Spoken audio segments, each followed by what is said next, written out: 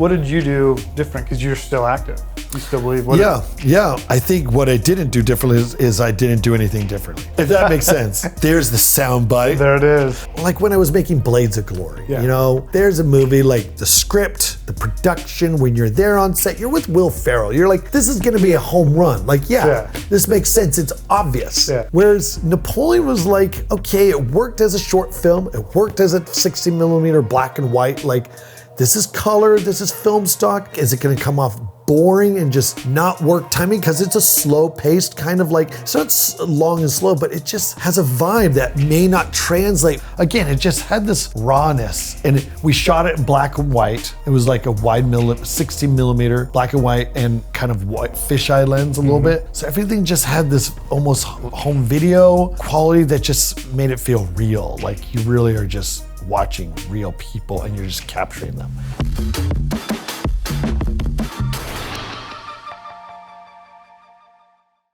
Jon Heder, man.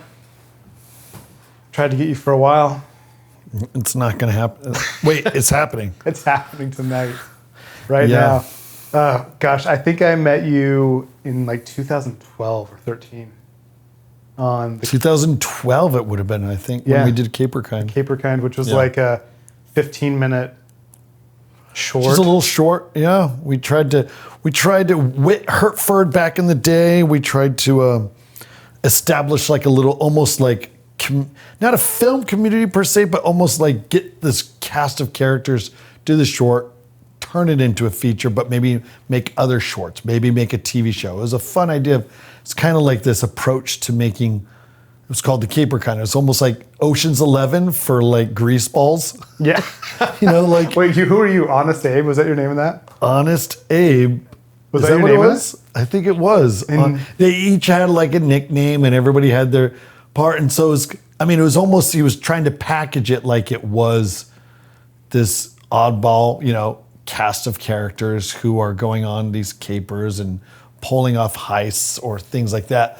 But it was in the, you know, the Utah film world mixed with some LA. It was mostly LA actors, but then it was mixed, you know, with some of our leftover, because both Whit and I don't know if Whit technically went to BYU. I think he did.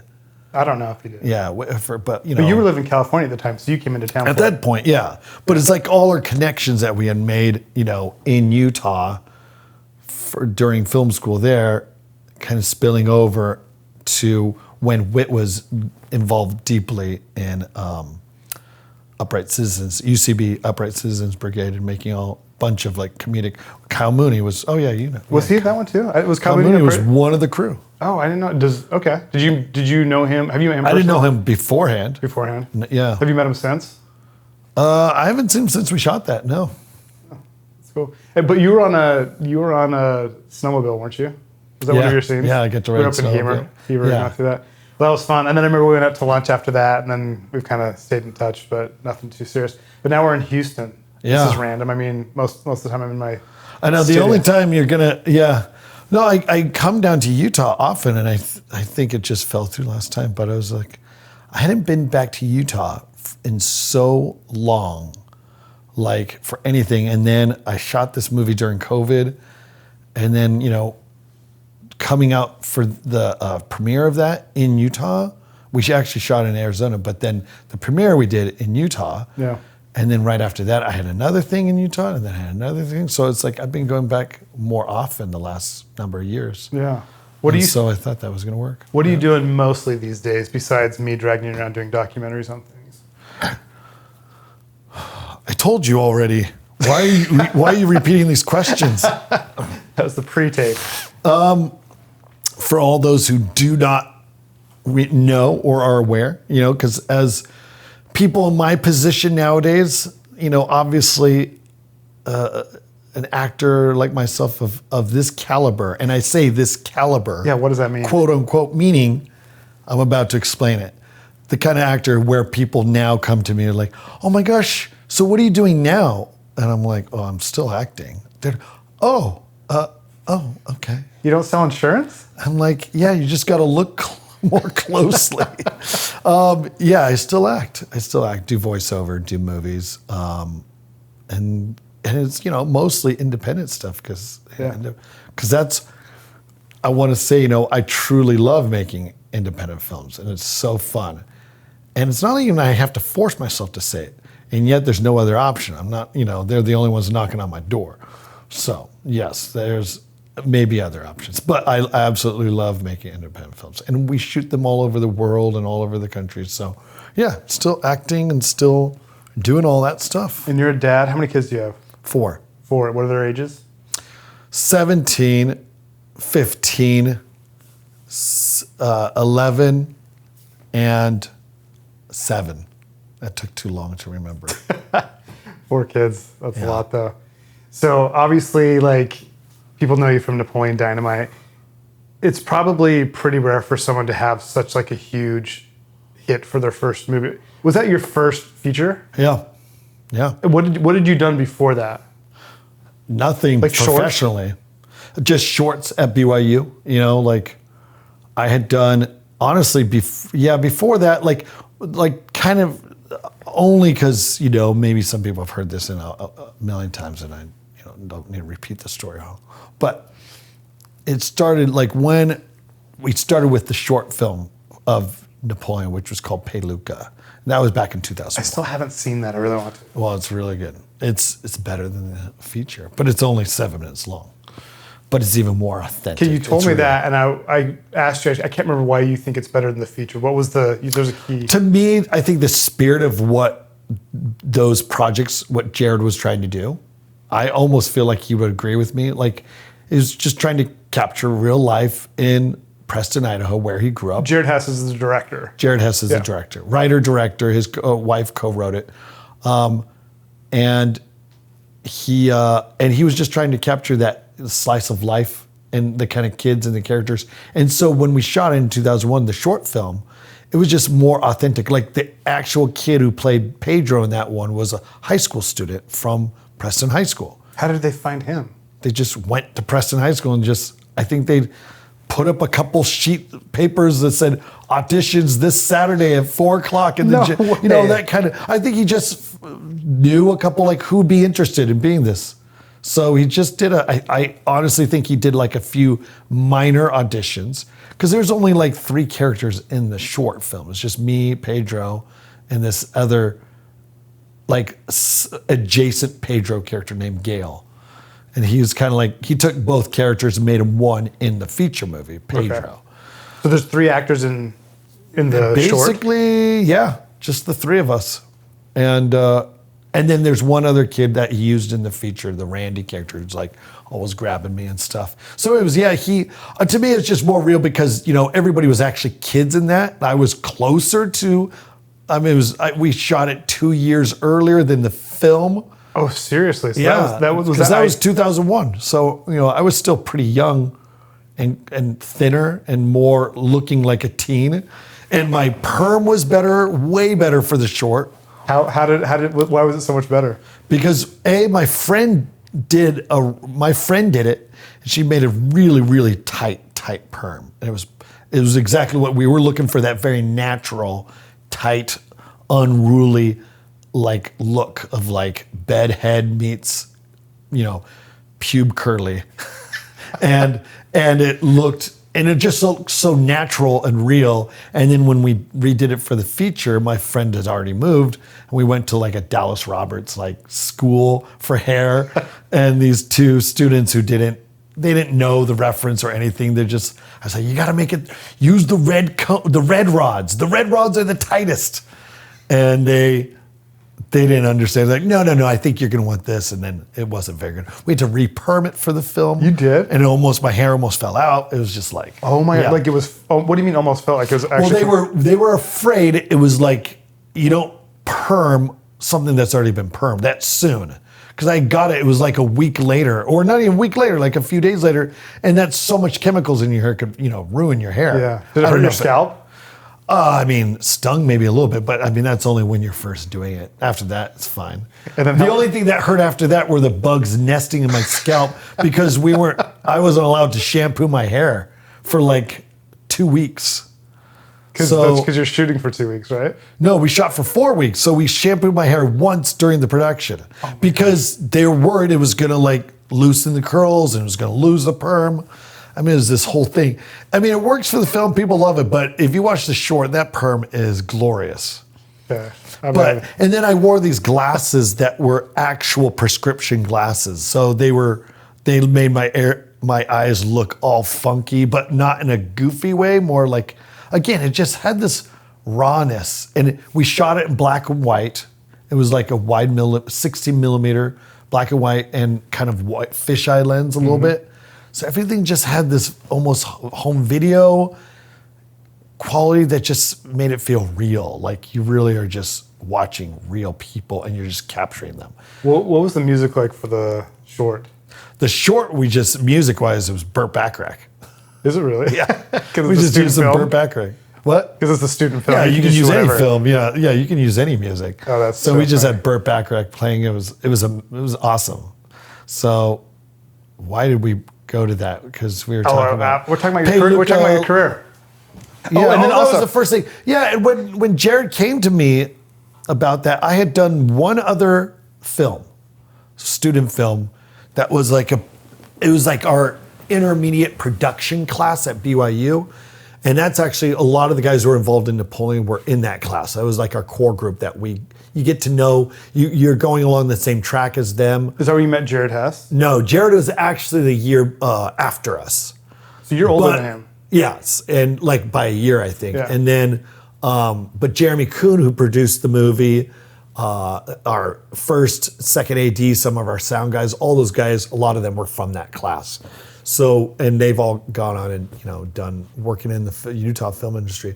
And so we, and for that project, they nominated me to be the actor in it. It was like a goofball kind of stunt guy. Was the story of the short that we were making together as a class. So that was it. That's all I had really done that anybody would have seen. So how did Jared... So I think Jared just saw it because it was probably in the final cut, which is called, that's the name of the BYU Student Film Festival. Yeah. Festival, called, quote unquote. You get together, you watch all these shorts made by students. Jared, I think, saw it. He must have seen it and just said, came to me and was like, yeah, I think you'd be good for this role. And he gave me the script for the short. But he actually had someone else in mind. What happened to that person? He was too real. It really was like a teenage kid that was just this awkward kid. And he just couldn't be himself on camera. Yeah. It's like, I need you to say lines. I'm sure he would love to have just captured this kid in real life, but he had a story, he wanted dialogue, and the kid couldn't act. I'm not saying I could act, but I think he saw I could do. I did some acting classes for, during film school there as part of the study, and you take acting classes, and I loved it. I was just like, this is great. Like, I totally get this. And then, Jared saw that and came to me. So that was really my second thing. And then after that, before the movie, from the time of Peluca, 2001, up until the summer of 2003, there was just probably a handful of other student productions that I was in. That's amazing. Yeah. Dude, was there any time when you're filming Napoleon Dynamite that you guys knew that it was something special? If I had a nickel every time. We thought, I thought that the short, I thought when Jared came to me about the short, I truly was like, rad. I had seen very little of something that Jared made. He made a short film before that called, I think, No Cardboard or Cardboard Only or something like that, but it was also in precedent. Anyways, he made a short film, and there was something, and I didn't know him very well, but I just knew there was something about his vibe that I liked, for sure. I was like, this guy's got a voice. So when he came to me, I was just like, dude, yes, this is a good mix. Like, this could make sense. And when I read the script, I was like, of course. I was like, totally get this. I know who this character is. I always knew there was something special in this character and in this world, and really the aesthetic of what Jared was going for. But, as a student, you don't really think, I mean, we were just making the short. I thought the short was perfect, and that was as far as my vision took me. And then when Jared said, let's make a feature, I was like, oh yeah, rad. But you know, the reality of before we shot the feature and while we were shooting the feature is still, this is an independent film.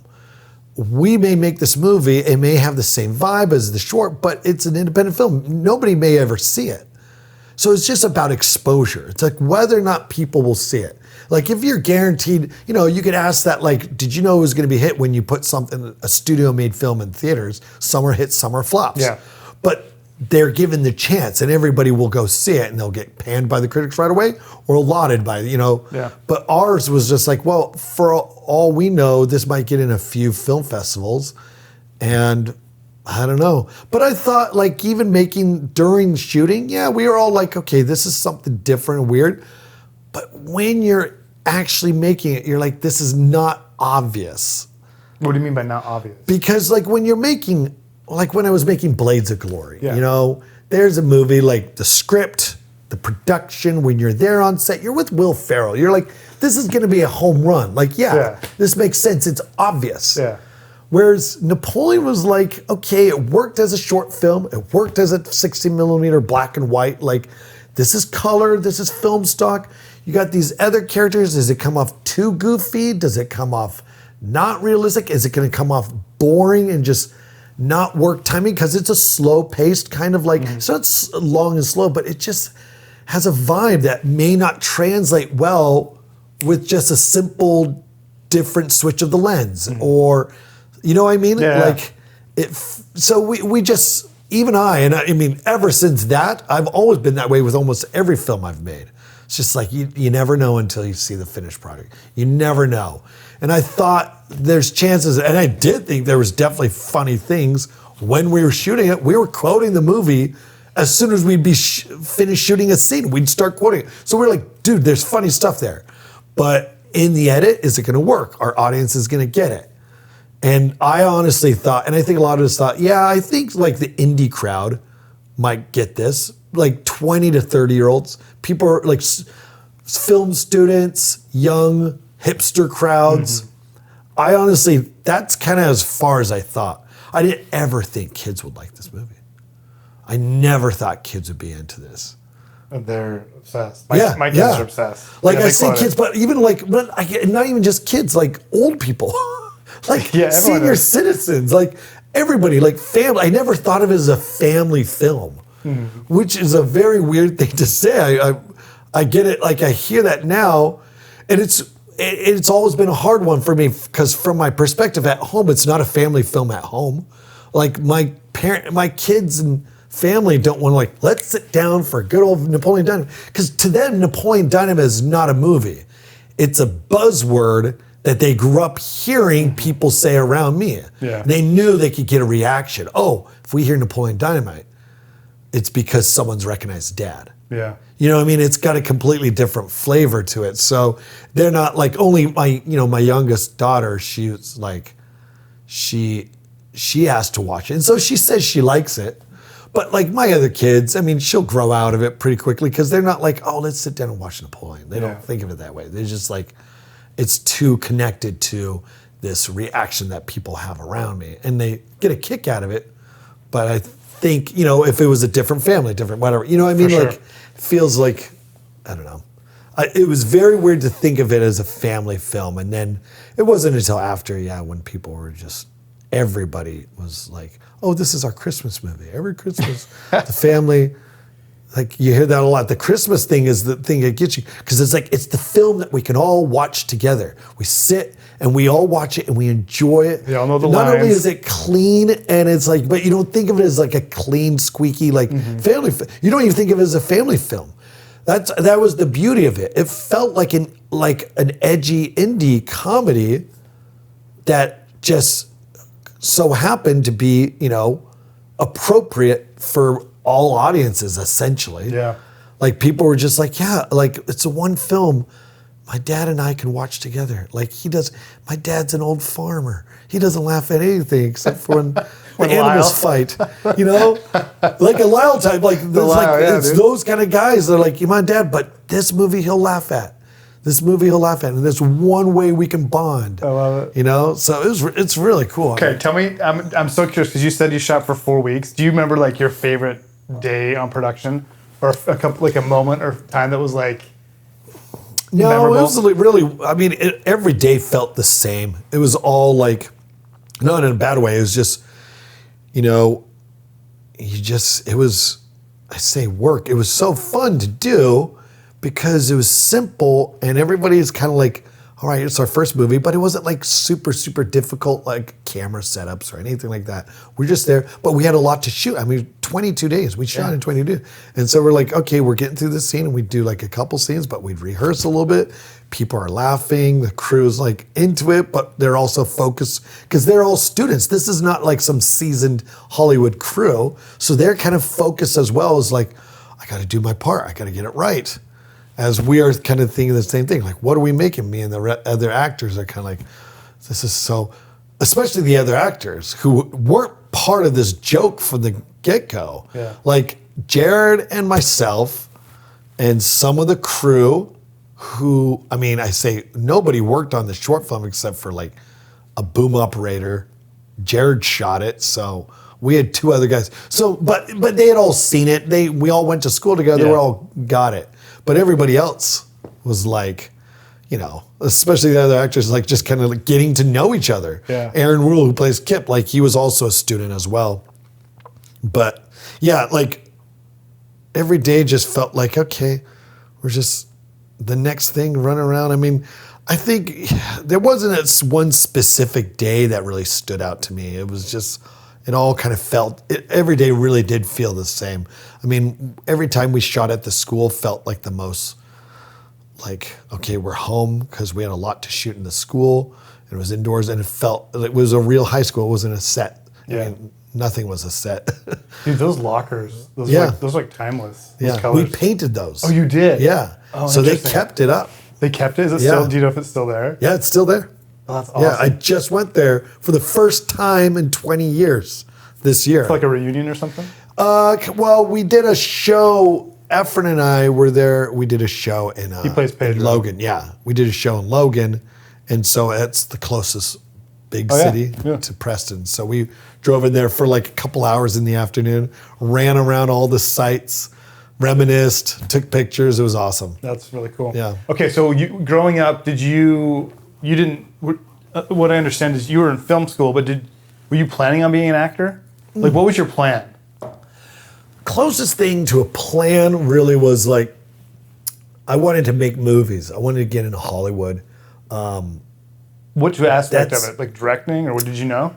No, I mean, you know, when you're young, I mean, out of high school, so all throughout high school, my twin and I, we made videos. We loved making videos. And our videos were like, I mean, this is 90, you know, this is like the early to mid 90s. So it was all VHS Like, what were the tapes? or mini Was it DV. What were those, the mini DV? It was just new, somewhat new, not DV. DV is digital. Yeah. It was still high 8. But they're like this big, right? I remember Yeah, this, 'cause we used They the were same bigger thing. than mini DV, but high 8 was the next iteration after the VHS. Yeah, You would okay. shoot on high 8, and then you would dub it back onto a VHS tape. play it. So it's crusty now when you watch it, but our videos, like, we were known for, you know, like making, anytime we had a big school project, we'd make a video. Anytime we were mucking around on the hall, you know, on the weekends, I mean, that was like our thing to do, just making videos. And so that's, I think, what our love for, like, dude, we want to make movies. We want to make movies. Before that, everything was art, just drawing, really big into drawing and art. My brother and I we were artists and, you know, illustrators and stuff like that. But then, you know, again, high school, we just made videos. So we were like, let's get into film school. Let's do something. We want to do something in Hollywood, something in making movies. So, and that was it for the plan. And then, you know, once I started film school, I was like, well, acting was always I enjoyed, you know, making your own home videos at home. Of course, you're going to be in your own videos. Yeah. Who else are you going to get? So yeah, sure. I enjoyed goofing off in front of the camera. But when I was at BYU, I took the acting class, like I said, and that planted the seed of like, ooh, I get this. I really like that. So I would actually audition for student films, for plays, all the while continuing to like try out writing, try out directing. But it was soon around that time, a few years after I started college, that my counselor was like, well, they're starting an animation program here at BYU. It was brand new. It's a huge program now, but it was brand new that year. And she's like, you're into art and drawing and illustration. Why don't you, and you're into movies. That's like the perfect combo. So that's actually what I ended up doing. I majored and started a new major in animation. Yeah, that's crazy. So I got all in on animation. And both my twin and I, like computer animation, traditional animation, we were just trying it all. I was like, oh, this is what felt closest to like what I'll probably do after I graduate, go down to LA and get a job in animation, character animation. And your brother did, right? Yeah. Your twin brother? Yeah. What's he doing? He is a previs artist. What does that mean? It's like animated storyboards is the best way to think of it. It's when it's every major special, especially movies that use special effects, very visual movies. Not you've heard of storyboards, yeah, for sure. But these are storyboards with actual animation, almost to the point where the director can pre-visualize how he wants these set pieces and these action sequences, and sometimes the whole movie to look. And so your brother's sketching and animating these? No, it's not. Well, it's not sketching, but it's like using computer models and figures and animating this stuff. And so, it's like, all half the Marvel films he worked on and stuff like that. Dude, how do you make? Okay, so you're a religious man. How do you make decisions? Or let me back it up. Do you think that God has like one plan in your life, or do you feel? How do you make your decisions based upon like what you think? Are you asking for guidance, or are you just going with the flow? Like, how do you make your decisions? I go with the flow. I will say, a lot of times I feel there was definitely that feeling when I first did Napoleon and it blew up, and then I moved out to LA. What year is this? Like 2004? This is 2004. Yeah. And it was all serendipitous because I was finishing my schooling. I was like, okay, I'm finishing my degree at BYU. I'm this movie just came out in Sundance, so it's probably it came out in theaters summer of 2004, and I was finishing up school, so it just worked out kind of timing-wise perfectly. So I finished up school, and I was planning on moving to LA anyways. But yeah, in all the craziness of Napoleon and feeling like, I did feel like there was a little bit of like part calling, part, you ask like, did I feel like this was the plan? I mean, I feel like obviously God knows everything and knows what's going to happen, but also like it felt a little bit different in that it's like, hey, this is a huge blessing. It's a perfect film to capture like the essence of the kind of work I want to do, the kind of work I would be involved in. And it's setting the tone for like, okay, I am. And I went down to LA, and immediately, I had agents, and agents were sending me all over. For the whole year, I was every meeting with every, producer, director, casting director, executives, studio heads and stuff like that. I was meeting them all, and everybody just wanted, that's what happens. When you're like this brand new thing in Hollywood, everybody wants to meet you because they want to see you. If we can put you in a project, they just want to get to know you, simply put. And I found this as an opportunity. It was like, hey, I'm not going to shy away from like who I am because it's part of the story. It was this huge story. There's this little Sundance movie that was huge at Sundance, made by guys, and Sundance loved it because it was made by people who were going to school in Utah, where this film festival is. And even though I'm not from Utah, but having lived there during school and then making the movie, it was just that was part of the story. So people were like, so you went to BYU, so you're LDS? And I was like, yep. well, what's that about? And then, tons of opportunities, like talk about the mission, talk about, just the kind of things I believed, the things that, just things about my life growing up. And How did any reactions surprise you when you talked about this? surprised me, nothing negative. Yeah. I mean, if, they all reserve what they're probably truly feeling. Yeah. But they're really cool because they saw, I think so many people, Hollywood, the world, was surprised by like, oh, here's this really fun, creative movie that came out of BYU. Conservative essentially Utah. BYU, like conservative Utah, and like not just Utah, but like these, they're all these Mormon filmmakers, like basically all these guys, and what's the story there? Like, how do we understand and be a part of that? So it was all positive. It was like kind of setting the record straight on certain things. People were like, well, what about this? I was like, oh, no, there's, like, I don't remember exactly, but they're curious. They only have the Reader's Digest or this very small, table of contents version of that, of what they know about, the LDS community and our beliefs and stuff like that. So, there was a part of me that felt like, yes, this is part of a calling. Like I have to, I don't know if this is what he truly, has in store.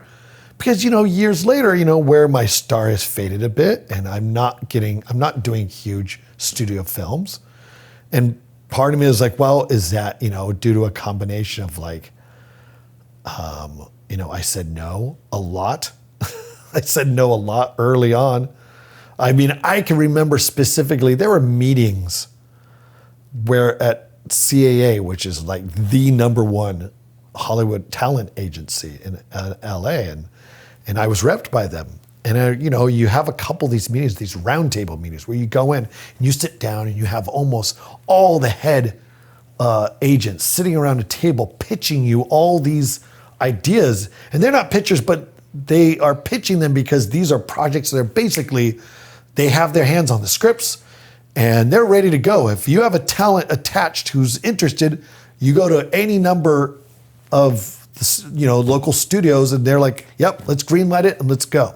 Wow. And it's amazing. I mean, so you're sitting at a table and people are pitching you stuff? all your agents are like, what do you think about this? What do you think about this idea? Yes, no, yes, no. And you're just like reacting. They're looking for some reaction like, oh, I really love that. And I held everything close to the heart. Like I was more like, okay, I'm straight faced. I'm not like, I didn't know, if I could go back in time, maybe I would have reacted differently. Although honestly, a lot of the projects did not interest me. I was just like, there's something specific I'm looking for. And I don't know, is this what I'm meant to do? Come down and do this? Should I have stayed in animation? But I think I was like, no, because I want to be the face of Napoleon. And is there you start entering the conversation of a lot of people talking about, famous LDS actor, not just famous LDS people, but actors. You don't hear about a lot of them, or a lot of them have gone inactive, or, they started out going to church and then they went down to Hollywood and got involved and then just have, forgotten. What did you do different? Because you're still active. You still believe?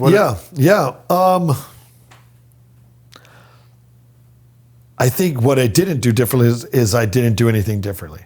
Oh, if that makes sense. Yeah. There's the sound bite. There it is. Meaning I didn't try to. I didn't do what I didn't do Wait. It was good. What I didn't do differently is I didn't do anything differently from what I was used to. Mm-hmm.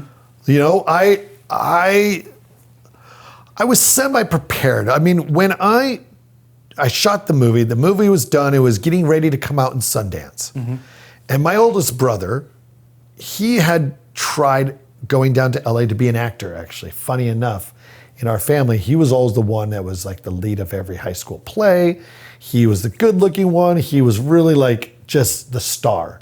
And he continued to do acting at BYU. And then when he graduated a few years before me, he went down to LA to try to make it in career in acting. Waiting tables, a few useless gigs here or there. But, so often, he probably could have made something happen if he had stuck to it. But he was like, no, I don't want to keep waiting tables for a long, long time. I'm going to start a family. I want to do this and that. So he stopped, but he still had a little bit of an idea of kind of how it worked. And when it was ready to come out in Sundance, I remember him coming to me and just saying, dude, get ready. He was giving me the names of some of these, here's what to look out for. But also, so I only mention that because even he couldn't have been prepared. Nobody was sitting there saying like, hey, I'm going to show you the ropes of how to, come down into Hollywood, who had the same perspective. Nobody did. Yeah.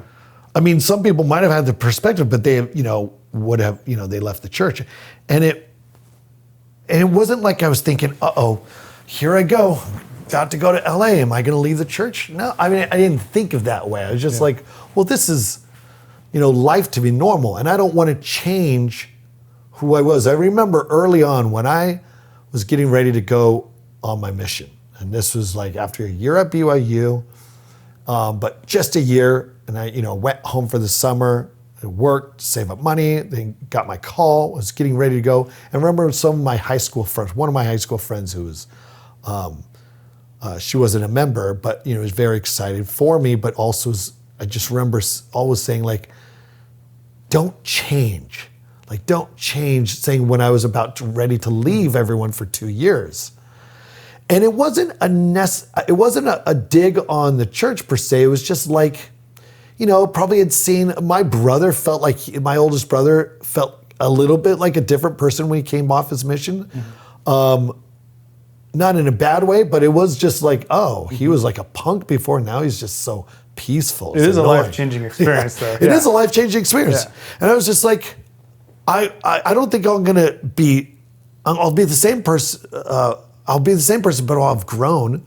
I'm hopefully, and that's that was always my take on things. And I always thought, I was like, well, I want to hold on to things that I loved as a kid growing up. I'm so hardcore about my youth, about everything from the toys, the pop culture, but also the way I was raised and the church and scouts and my relationship with my parents and my siblings and my friends. I mean, just so much. I loved my childhood so much. And I think that was always just, and the church was always there. And my relationship with God, being a kid is like, okay, it's pretty, surface level. And then getting ready to go on a mission, you're like, okay, let's do this. And then you go on the mission and it changes. It does. You're so focused on living the gospel, but learning the scriptures and really studying the scriptures. And you go to 4 years of seminary and you think, oh, I learned nothing after your first couple months in the missionary. Where'd you go in your mission? The mission field. I served in Tokyo, Japan. Oh, that's right. We talked about that. Yes.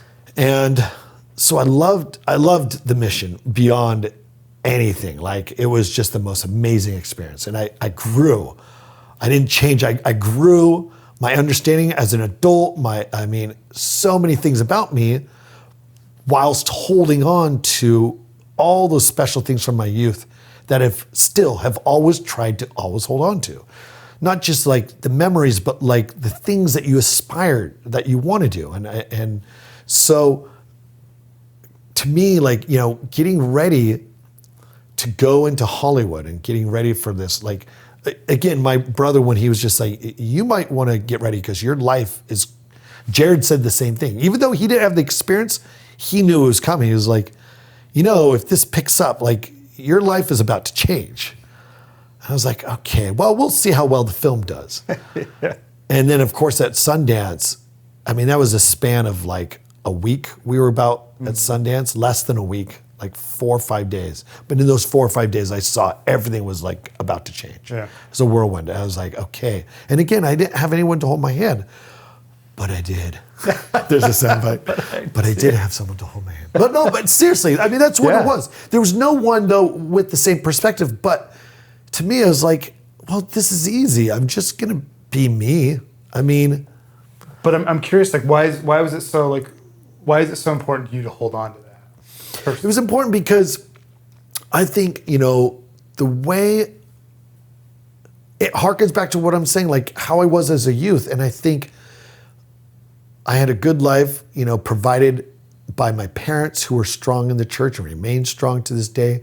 And I saw it as a foundation of like everything that I did, whether it was scouts whether it was when I went on a mission, the kind of choices I made as a youth, based on my relationship with my parents. But I knew that the church and God and Jesus were the foundation of their life, and they tried to instill that. And I was a rare youth. I will say it right now. My mom will say it. My twin and I were rare youths. We were not punks to our parents. We were respectful, quote unquote, respectful in the way that we could be. Like, we weren't rebellious. We didn't really do anything bad. We were just so focused on art and making videos but like, we really didn't do crazy things. We did some stupid stuff for sure, but I say that because we were so, it was just, again, I always remember clocking it, like thinking the whole time, they always talk about borrowed testimony, okay? As a youth and growing up as a kid, and then as you're getting into seminary and high school and then getting ready to go on your mission, you hear about that all the time. You're just, all right, do I have like this firm testimony of the truthfulness of the gospel of Jesus, these things? And you don't, you're bearing your testimony in the meetings because your adult leaders are, bribing you with Snickers bars and hey, why don't you go do that? So you're like thinking, okay, but I was also pretty self-aware of a lot of these things. I was self-aware. I was like, yeah, I know I'm probably working on borrowed testimony, but I was also very self-aware that there was a seed there. The whole time I was like, no, but it feels right. It just feels right.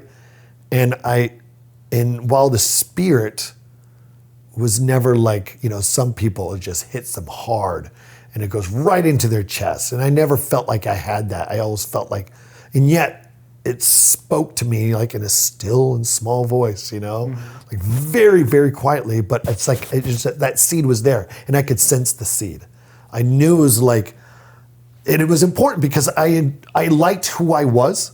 I liked my life growing up, and I liked my father and my mother. I loved my mother and father and how they raised us. And so I respected that. I wanted that. I wanted to be a dad from day one. I knew I wanted to have a family. I knew I wanted to continue going to church because the leaders and the effects they had on my life in the most positive ways, not just the leaders around, and I saw what it could do.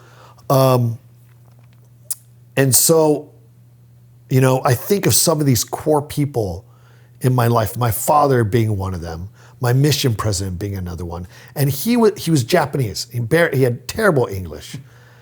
And that was one of the first times I was like, saw someone from a different culture, from a different land, different part of the world, on the other opposite side of the world, who had these same beliefs. And not only just the same beliefs, but the way he exuded Christ-like love to everyone around him. Not just the missionaries, but everyone. I was just like, that was part of like, this is true. This is what I want to be. And I always want to and if I ever starve for the limelight, I want to be starved for that kind of a limelight. I want to be good and be remembered for good. That said, having done Napoleon then, it felt good. It was awesome to be kind of in that spotlight in a certain degree. Fame has its own things, and there was oh boy, a lot of a roller coaster there with the negative parts of it. But I wanted to hold on to that because it felt right. It just felt right. The fruit was good, would you say? The fruit was good. The felt right. I wanted, and to this day, I'm like, no. There's just something. It's being true to my, like I said, there's a part of it that feels like being true to how I was raised. But you after a while, as an adult, you want to find that okay, it's not just trying to copy what mom and dad did, but I want to feel it. I want to 100% feel that too. And I feel that it's still a work in progress for me. It's still a work in progress where I'm every day I'm I catch myself, is this what mom and dad would have done? Is this what they have done? And sometimes I catch myself correcting that where I was no, do what you're going to do. But then also realize but it's not bad to take, a note from a chapter of your parents' book, because again, that's how I saw it. But then I've been thrown so many things in my life that never, I say never crossed my parents' desk. The things that we deal with nowadays as parents. What I'm hearing, you can see wisdom from your parents, and you're being wise because you're taking good lessons and you want to replicate it, and that's just called wisdom. Yeah. I want to tell a story because you and I went to England a month ago, and we went to church, and it was like this small branch. What city was that? Do you remember? Leicester. But it was like spelled Leicester. Yeah, they call it Leicester. Leicester or something. Yeah. So John is doing a documentary. We're working on a documentary together. So we were in England, and we go to church, and we walk in late because we miscalculated the time, and we walk in, and this old guy had to stand up, and we kind of made a little scene, and John's like, oh my gosh, we had to walk to the front pew. Yeah, it was packed except the front pew. And so John's like, this is not the entrance I wanted, and I'm just laughing there. But afterwards, you got mobbed, and all these teenagers were taking pictures, and they were so joyful to see you because, you are like a celebrity. You're a celebrity, and they were just so happy. And one girl got a picture with you, and she wasn't really talking to anyone, but she was looking at it on her phone and walking away, and I heard her say, this is the best day of my life. And I thought that was so cool that, it's kind of like a normal thing for you. You do these projects all over the world, and because you're living a good life and you're trying to follow Christ, you go somewhere, and because of your celebrity, they can look up to someone who is in the limelight and also following Christ and have that this is cool. It's good. It just gives people courage and joy to see someone doing it. Well, you hope you hope that there's parts of that. You see as a kid that obviously as an adult we see the seeds that our leaders, our parents were trying to plant. And a lot of times we just, kind of threw to the wayside, and we thought, but they were still planted, and it wasn't until our adult years that they have, taken root. Yeah. And you just hope, you have to, so much is guesswork with the youth and the kids and people younger than you. You just hope that there's a little bit of that element. Are they, I hope they're inspired by my work that it comes two parts, because there's my fans who are, members of the church, and then my fans who are not. But you still ultimately hope that you're just being a good example to everyone. If that makes sense. Yeah. No, it makes sense. You're living your beliefs the best you can. Yeah. That's cool. I can tell you're a good dad because you talk about your kids, and you called me the other day asking some advice on a present. Yeah, so it's cool to hear you talk so fondly of your parents. I also had a great childhood and treasure the things I got into as a child. I still love those things. Yeah. It's childhood wonder, and I think if I was a musician, I would make an album, call it Nostalgia, and every track would be named some element of my past. I see what you're doing there. No, but on the same page. Yeah. 100%, yeah. That's awesome. Well, I think we've ran the gamut. I'm going to give you the last word. Is there anything else you want to say that I should have asked you that you want to share with the audience? I think there's probably so many. You could go for hours talking about life. and especially God and just the ever changing relationship we can have with God and Christ, and how I myself personally telling everyone, I would tell my kids, I'd tell people I know, it's constantly, just changes, just evolving, and it's getting more and more as I'm older. It's never plateaued. If it's ever plateaued, my relationship. What do you mean? Oh, your relationship with God? My relationship with God and with Christ, I feel like if it would ever plateau, it's because of me. Yeah, not because of, and I feel like the one thing in recent years, my mom, has talked, because my mom's still such a spiritual strength in my life.